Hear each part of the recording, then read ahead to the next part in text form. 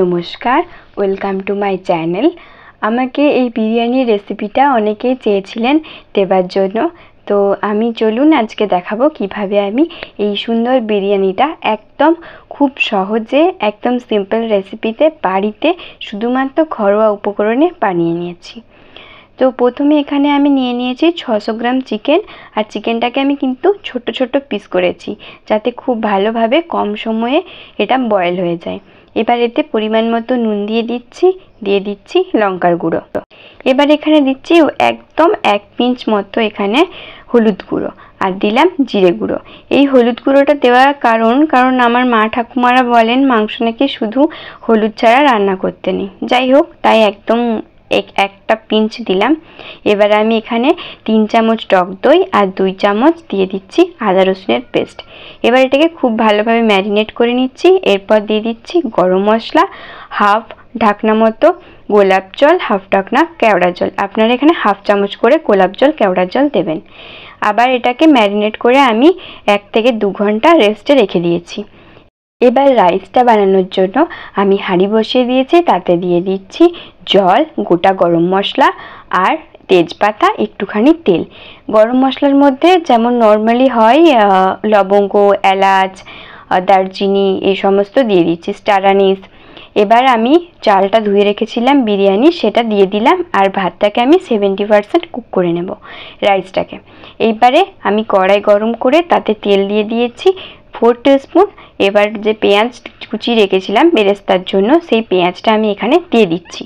আর পেঁয়াজ আমি এখানে মিডিয়াম সাইজের 3টে নিয়েছি, ছোট ছোট টুকরো করেছি। বেরেস্তাটা কিন্তু একদম কম আঁচে ভাজবেন, তাহলেই কিন্তু এটা ক্রাঞ্চি হবে। দেখুন আমার বেরেস্তা এখানে হয়ে গেছে। এবার আমি হাফ বেরেস্তা তুলে নিচ্ছি আর হাফ এই কড়াইয়ের মধ্যে রেখে দিচ্ছি। আপনারা চাইলে আরও বেশিও তেল ব্যবহার করতে পারেন। আমি সবসময় চেষ্টা করি একটু কম তেলে রান্না করার, তাই এরকমই দিয়েছি। এবার দিয়ে দেবো আমি এতে হাফ কাপ জল। এই পেঁয়াজ আর তেলের সাথে আমি এখানে জল দিয়ে দিচ্ছি, এতে করে কিন্তু বিরিয়ানিটা একদম দোকানের মতো আর টেস্টও খুব ভালো হয়। একটু দিয়ে দিলাম লঙ্কার গুঁড়ো।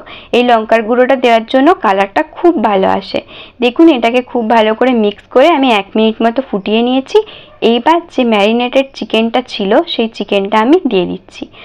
অনেকে অনেকভাবে বিরিয়ানি করে, আমি কিন্তু এই প্রসেসেই করি। এইভাবে করে দেখবেন, অবশ্যই আপনাদের বিরিয়ানি খুব ভালো হবে। আর এই যে চিকেনটা দেওয়ার পর একটুখানি জল দিয়ে দিচ্ছি। পেঁয়াজের রসে পুরো চিকেনটা যদি সেদ্ধ হয়, এর টেস্ট কিন্তু অনেকটা বেড়ে যায়।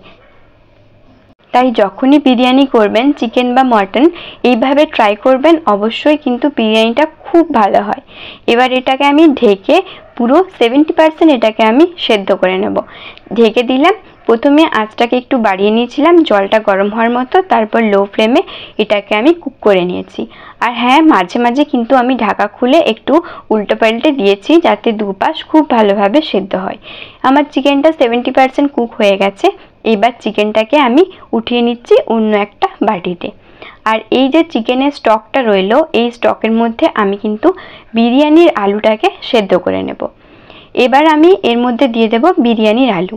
এই আলুটাকে কিন্তু আমি ভালো করে খোসা ছাড়িয়ে একটুখানি 50% মতো, মানে কুকারে একটুখানি আমি এটাকে সেদ্ধ করে নিয়েছি। আপনারা চাইলে কাঁচা আলু দিতে পারেন, কোনো প্রবলেম নেই, কিন্তু সেক্ষেত্রে আপনাদের টাইমটা আরও বেশি লাগবে।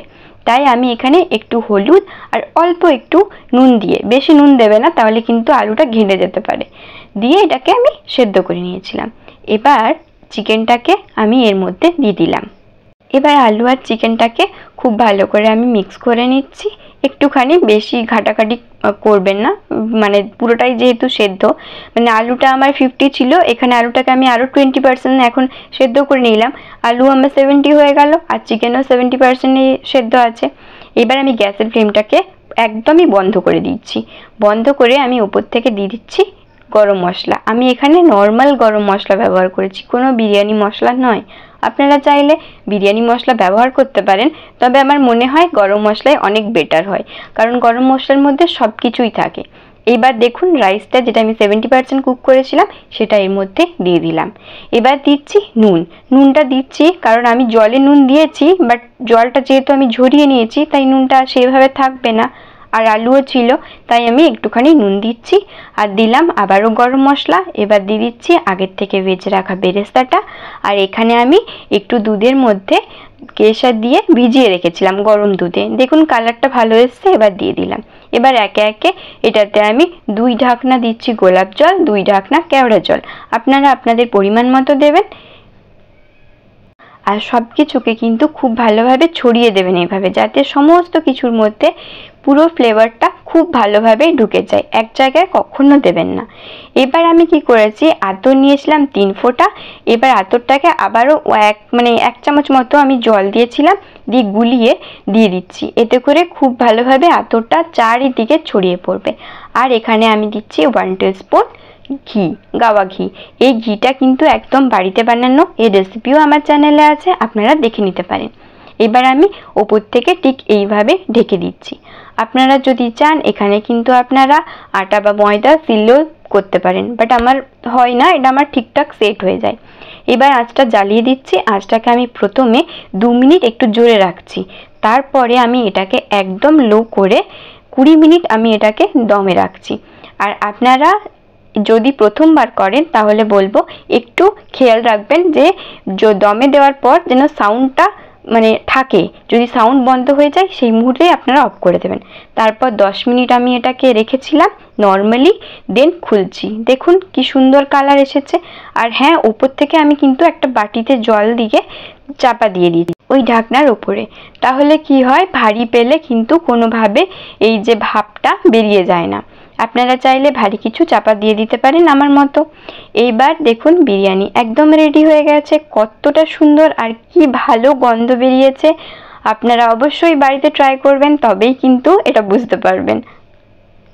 এবার আমি সাইড থেকে বিরিয়ানিটা কেটে নেব। বিরিয়ানি কাটা কিন্তু একটা আর্ট, অবশ্যই ঠিক এইভাবে একদম সাইড থেকে অল্প অল্প করে কেটে নেবেন।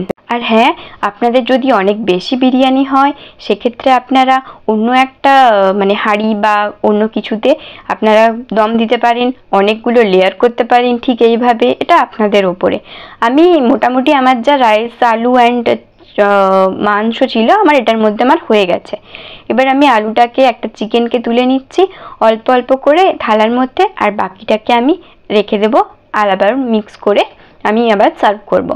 ঠিক এইভাবেই আপনারা করবেন, এইভাবেই বিরিয়ানিটা কাটবেন যাতে ভেঙে টেঙে না যায়। আর অবশ্যই জানাবেন আমার রেসিপিটা কেমন লাগলো। এরকম সুন্দর সুন্দর রেসিপি পেতে আমার চ্যানেলটিকে সাবস্ক্রাইব করুন, আমার পাশে থাকুন। দেখুন বিরিয়ানি কিন্তু একদম রেডি, কতটা সুন্দর দেখা হয়েছে দেখতে, এটা কিন্তু একদমই বোঝা যাচ্ছে না ক্যামেরাতে, সামনের থেকে অসাধারণ লাগছিল। এই যে দেখুন চিকেনটা কতটা সফট, পুরো ভেঙে পড়ছে, আলুটাও। Thank you for watching the video.